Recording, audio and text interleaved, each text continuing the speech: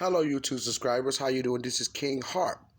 I appreciate my subscribers. I appreciate you guys subscribing to my channel and sticking by me and supporting me out here where with the little work I'm doing and giving you all for you sound bites. I think it's important and imperative that information get distributed among our American public and among the black community in terms for the greater good, because the greater good means everything. And the question, why wouldn't anyone want a group to have information, knowledge for the greater good?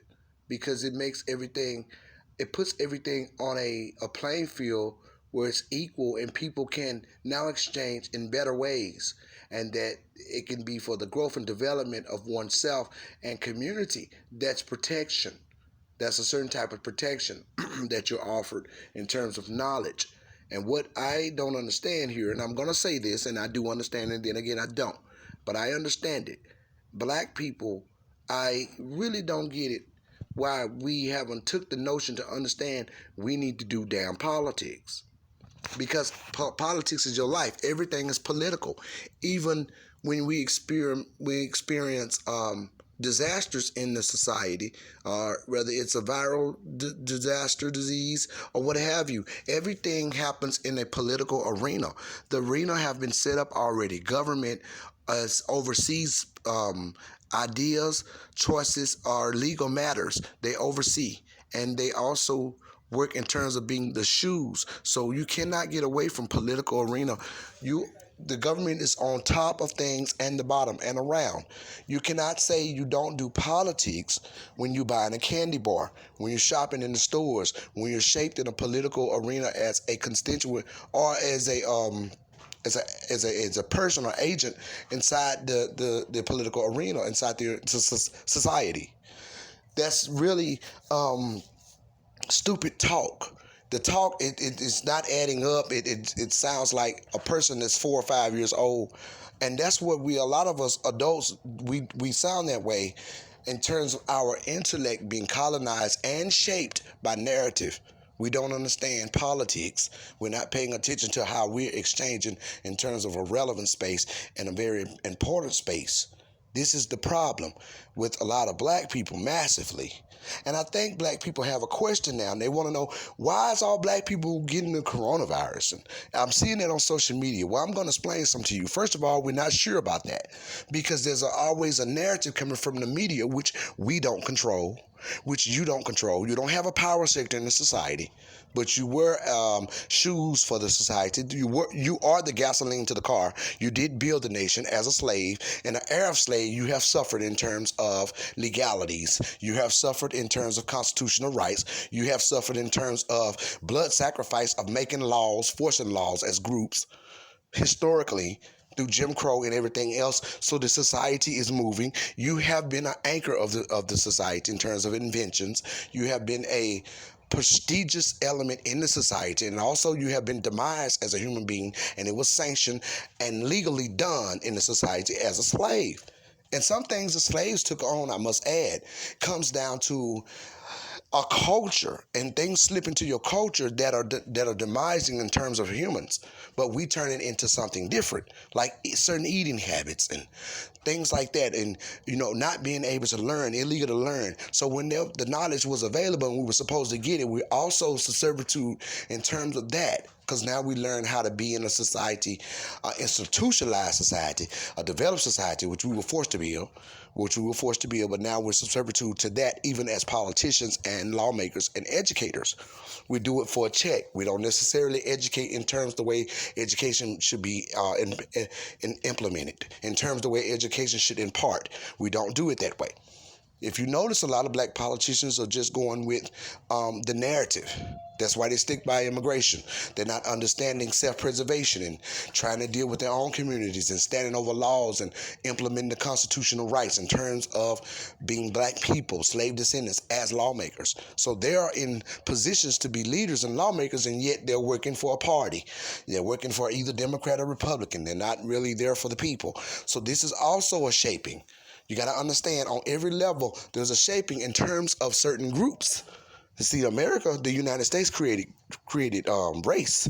So you are part of a race, regardless if you say you are not, and how you exist. But in the political arena, what are you listed upon, and what is your group massively doing?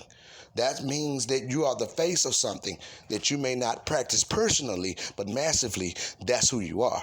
So massively, you're considered the bottom caste on the federal government website, and reparations are being withheld from you that are owed to you in the society that everyone else have executed in terms of their importance. Even people from other countries, we can go on and name them like the Jews or the Japanese. They have been compensated in terms of their suffering, but no one has suffered like the descendant of slave or a slave or ex-slaves in terms of everything we've been through. And even we come to the government and force a morality through government and still not receive the reciprocation of loyalty in terms of government in the political arena. So don't tell me you don't do politics. And I will show you something else here if you listen to me and think this over. The coronavirus may not have started. It's all political. Politics is your life. The people who bought the coronavirus in the country were people that were global, a global group. White people, buffer class with money, who are descendants of slave owners, have property, heirs, businesses, inheritance. They are traveling people. They are a global group, not the American Negro. We're not a global group. So they're bringing this. They have brought this disease in the country, or this viral. And however, we can't wait till it go away. So, forbid me talking about it, but I have to. And so it was most of them looking in the face of this. In terms of what was going on, even in my community, there were a white son and white father who visited Italy, who came into North Atlanta with it, Georgia, Sandy Springs, Georgia, with the virus. 2 people, first cases of my state. Now, politically, they are able to travel according to how they're anchored. Now, when it gets inside the city, it doesn't surprise me that black people can be affected by this massively, even though we don't know if that's true. The reason this doesn't surprise me is because black people are in the inner cities shoved together, and they're not astute. We're not as astute as other groups are, because we have been told that knowledge is an enemy to us, and we have been deterred from that type of exchange. And so that doesn't allow us to embrace knowledge in a way which we can be entertained by it. We're entertained by fairy tales and wise tales and sayings and narratives that they're painting, and what we have done and what we have been allowed to do. And that's follow degenerates, rappers, and people that have made it somewhere by being sports players. We don't understand being entertained by political grammar, political dialogue, knowledge, understanding facts, things that are factual, then opinionated. We don't understand reality between fanaticism, because we have suffered for lack of knowledge. Some people suffered for lack of knowledge. My people suffered for lack of knowledge. That's biblical also. So this is one reason why black people can be affected, because however, you're not protected. You don't have protection. So you are sitting duck in times where there's a crisis or a disaster, and you have not been able to access a community wealth, which is a team sport. You don't have the same access to health care.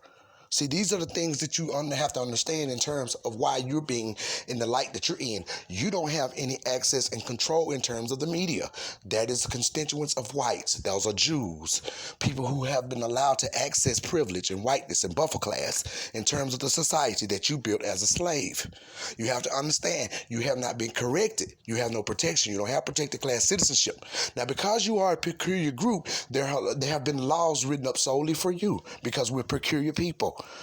But those laws, everyone else access and benefit from, because of to continue to demise you, because you are a threat in terms of who you are. And I will go there too, because now you are people who design things, who come up with things, who make things, and other people patent it and ideas from it, and we catapult in every sector and every segment, but we don't own anything. And the reason why it's methodically and neatly arranged, orderly, the reason why it's so orderly is because they see that there's a people that they put a demise upon and sanctioned demise inside the government to be half of a human, so that we are a people can be subservitude or servitude in terms of slaves. And we actually came to a space inside of slavery and out of slavery where we just catapulted whatever we put our teeth in and whatever we concentrated on, it became a real thing. So we are part of the country's comfortability in terms of inventions and everything, tax dollars, everything, building it, railroads, and all this free labor. And the United States happened to be the first world for free labor. So we built the milk and honey, the first world nation, basically, and have not been compensated and have not been corrected. We have not been corrected in terms of what this is and how we should be protected here as a family of a community of safety where we can transfer and we can be a people of safety. Well, see, these people are able to go to the store, buy all the goods, go live in the mountains somewhere, go to the store, take everything off the shelf, play in their backyards. They have acres of land, where they can be apart from society. Well, see, they are anchored this way. They have a wealth that's a sport. See, and good access to healthcare. If you notice, 100 good access to healthcare. We're not anchored that way. We're anchored in a way which we're still trying to become something that the United States already is. And other groups have already accessed not just white people, but constituents of whites who have business camaraderie. So they're able to more like protect themselves in time of a war, a crisis, or a natural disaster, or anything such. Not every natural disaster, but in terms of them sheltering down, anchoring down, they're able to do so. They're not financially in demise. They're not subservient. We have subservient jobs. You don't see most white people driving a transit system like the guy who died in Detroit and the guy who died in St. Louis, Missouri. You don't see a lot of white people on the front lines of servitude positions in the workforce.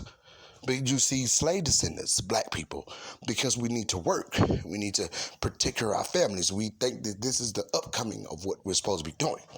So that's what we are, because we have not been protected and given our inheritance that have not been distributed among us so that we have better opportunity, better access, better choices where we don't have to worry about surviving. We can do it, and we can do it freely, and we can have another momentum without worrying about how to eat and all of these things. We're anchored in a way which we have things by protection of government in terms of what the government does for a nation like ours that we built, blood sacrifice. So we are trying to get you guys to pay attention out there.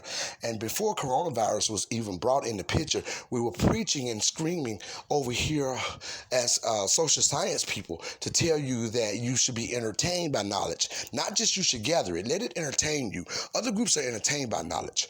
Knowing words, understanding positions, understanding narrative and dynamic. And this is not black people at the grassroots who are not even educated. I'm even talking about lawmakers and school teachers and corporate.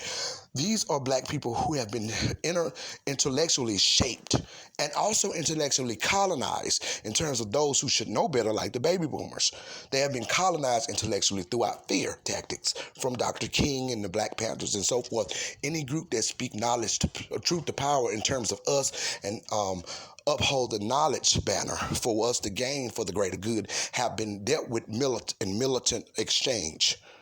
So therefore, we was pushed back into the community to continue to follow degeneracy and not really be constituted as an important people in the society in the relevant space of government. That is a political failure, and the laws have been broken in terms of us.